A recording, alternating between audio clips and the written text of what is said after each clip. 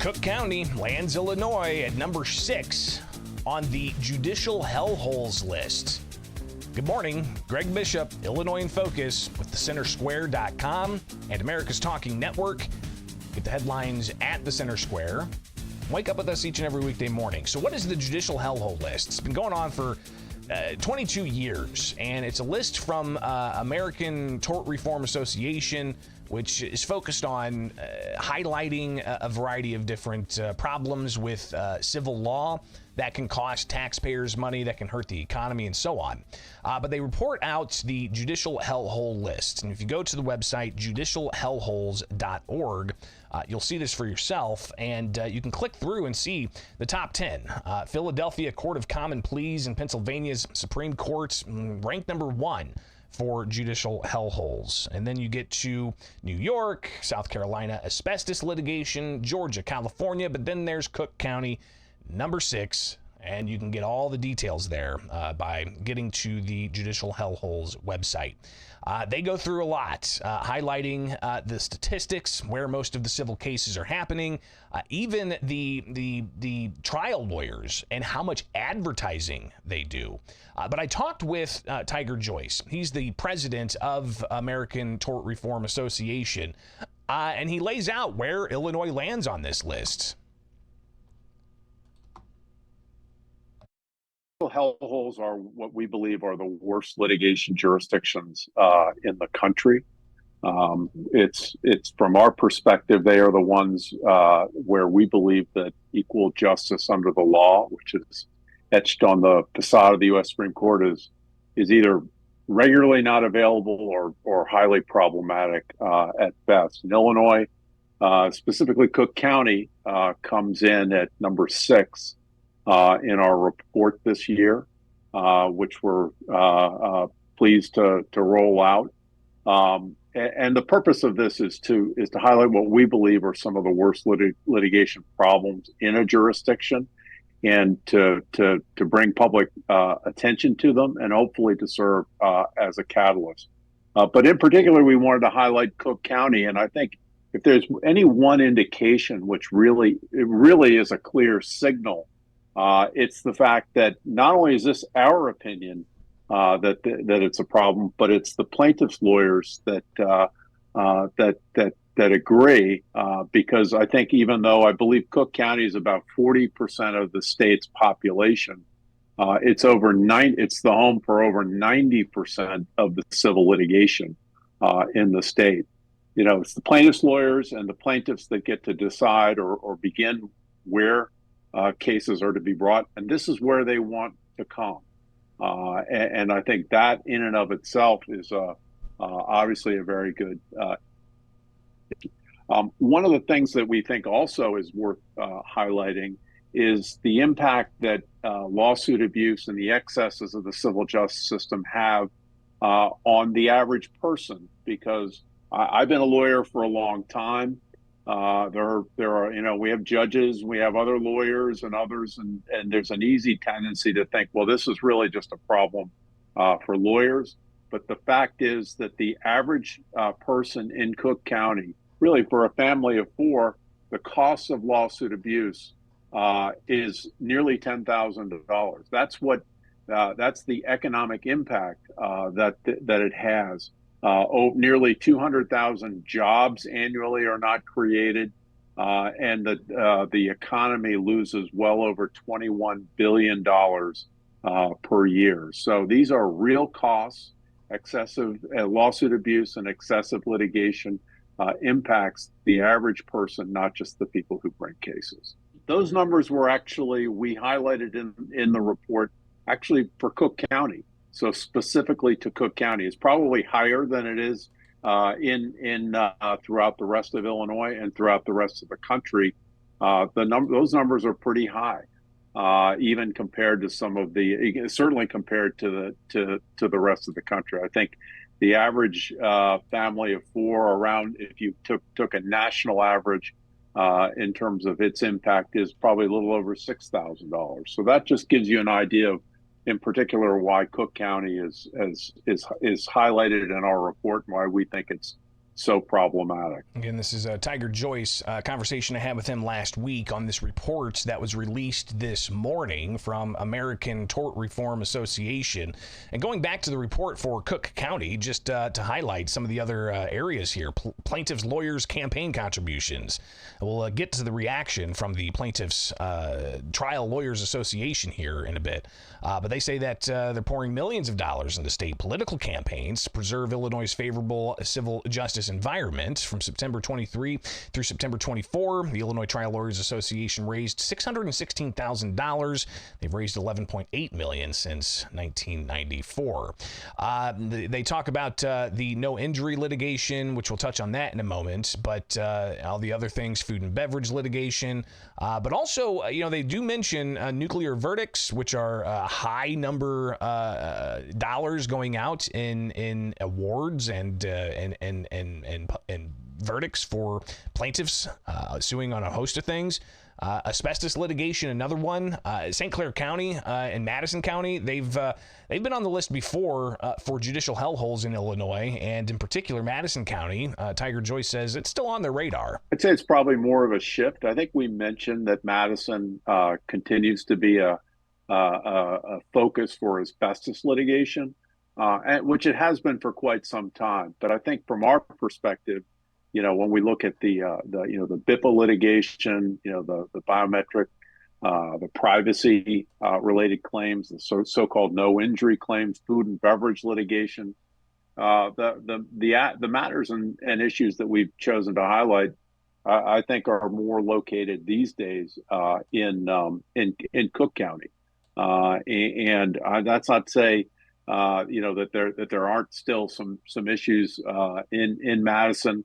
Especially with the asbestos claims, but I think a lot of the activity has really moved more into Cook County. So with Cook County, obviously meaning some of the highest numbers for Illinois. Again, 90% of the civil litigation with 40% of the population. They highlight that some of Illinois' laws were problematic, as detailed in last year's Judicial Hellholes report.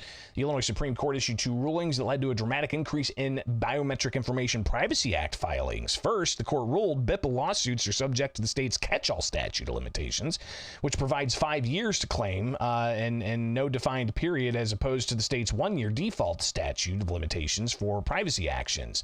The High Court agreed with Cook County Circuit Court and held that the 5-year period applied. This facilitated substantially larger class actions.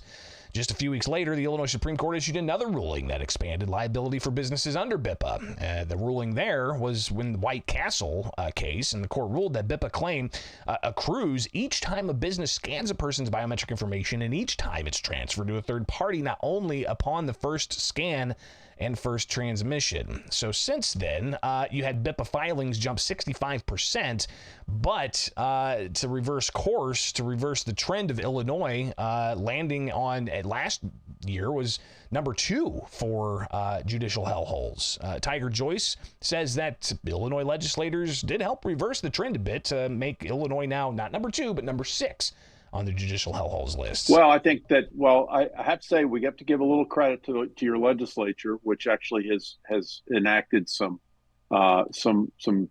changes specifically on the BIPA legislation, which falls under the heading of a really problematic area we call no injury litigation. This is just the piling up of claims over the use of biometric information.